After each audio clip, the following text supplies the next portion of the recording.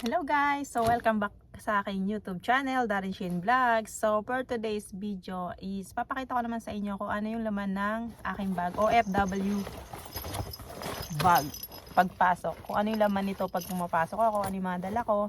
So sa inyo, syempre alam ko interesado, sa iba hindi. So kung hindi ka interesado, so ano nyo na lang, change na lang kayo ng video. Sa mga gusto naman guys, syempre para may idea kayo kapag pumapasok kayo sa company or sa inyong work is ano yung mga importanteng laman ng aking bag. So simulan na tayo guys. Let's open. Ang laman ng aking bag ay syempre hindi mawawala yung payong. Kasi syempre, minsan guys, kahit pag pumapasok, minsan hindi umuulan. Pero kapag uwi, pag hapon na, halimbawa medyo gabi na, minsan umaambon or umuulan. So kailangan talaga ng payong para hindi magkasakit. Syempre, iwas sakit tayo at mahirap magkasakit lalo na nandito tayo sa abroad. So laging meron akong payong.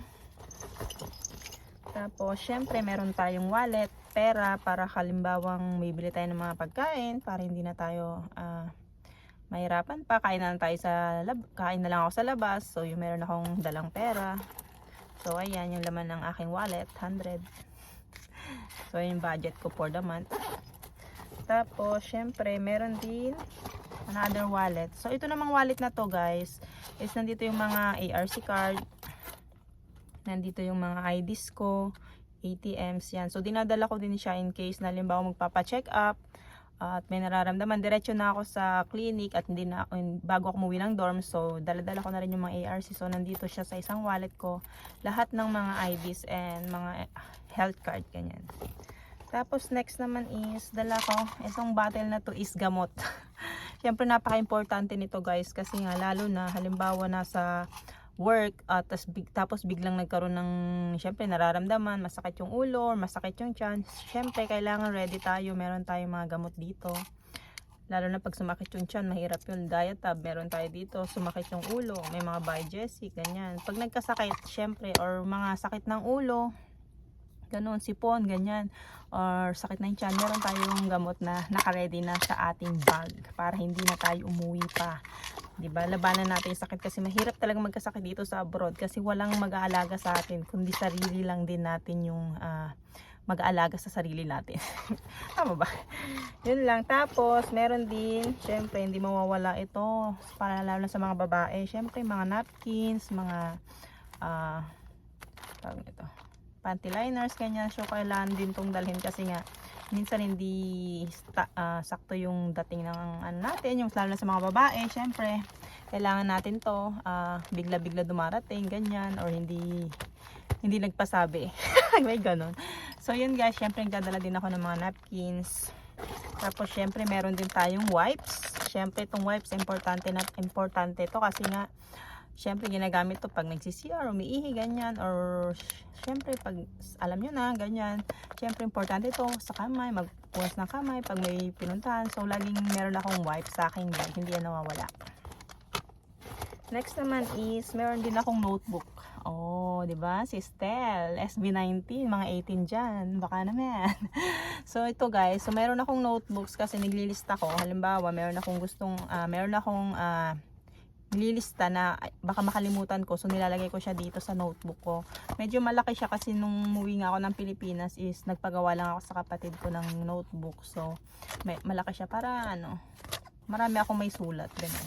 So mga notes siya, yung mga notes ko yan para hindi ko makalimutan. Tapos sa atin namang bulsa, meron tayo syempre, meron tayong notebooks, meron din tayong ballpen. Una natin pakita isa. So ito yung ball pen, ang cute, diba? Owl. Yan. So meron tayong ball pen para pag meron tayong sinulat sa notebook, syempre kailangan natin may pangsulat. Talaga naman may notebook tayo, wala tayong pangsulat, diba?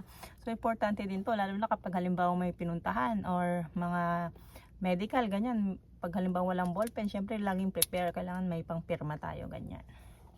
Tapos ito naman, bitres is para naman to sa hair.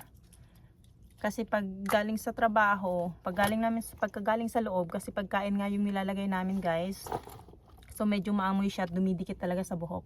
So kailangan pang spray nito para mawala yung amoy kasi paglabas mo ng production, amoy pagkain ka na. Tapos, meron din akong yan. Ang tawag nito. MediPlus, yung tawag nito. Yan, ito. Meron din tayong ganito. Kasi syempre pag nagkakasugat, or merong minsan kasi guys, hindi may iwasan. Halimbawa sa machine, kailangan natin to kasi nga, kailangan ko pala nito kasi minsan nasusugat ako ganyan, hindi maiwasan aksidente, so kailangan ko, nagdadala ako lagi ng ganito kasi in case of emergency, lalo na rin kapag meron akong kasama na nasugatan ganyan, so bibigyan ko rin siya ng ganito, MediPlus plaster. So ayan nga guys, yun lang naman yung meron pa pala. Syempre meron din tayong bag in case na may mga bibilin tayo para hindi na tayo bumili ng plastic. Syempre meron na tayong bag dito, naka-ready sa aking bag. Para kasi dito guys, binibili nga yung plastic at saka kasi mas umiiwas sila sa masyadong produce ng plastic or paggamit ng plastic. Kaya kailangan may mga eco bag or para hindi sayang yung ano. At saka binibili kasi yung plastic dito guys, medyo mahal din, mga 3, ganun, 5. Syempre sayang din yun ano. So dala tayo lagi ng eco bag. Tapos meron din tayo dito ang candy. Syempre para fresh lagi yung breath natin. So yun lang, ito lang guys yung laman. Syempre mga importante laging nandito. Tsaka chinecheck ko talaga itong mga gamot. Kapag ano na yung mga kulang, para syempre lalagyan ko na naman siya para hindi na mahirapan. Yun lang guys. Yun lang yung laman ng aking bag sa mga nakarelate dyan. Kung ano yung mga laman ng kanilang bag, comment nyo sa baba. Kung ano pa yung mga hindi ko na ilagay, comment nyo din. Kasi nga syempre, hindi ko na rin maisip kung ano yung iba. Pero ito lang naman guys, is yung nagamit ko lang naman pag pumapasok ako sa company, sa trabaho. Ito lang yung usually kong dala araw-araw. So, kung ano pa man yung hindi ko na, kung wala dito sa bag ko, baka gusto niyo i-comment sa baba para sa susunod, may glagay na rin ako sa aking bag, diba? Yun lang guys, thank you for watching. I hope na-enjoy nyo ang aking video and subscribe sa aking YouTube channel, Darren Shane Vlogs. Hanggang sa muli, salamat, bye!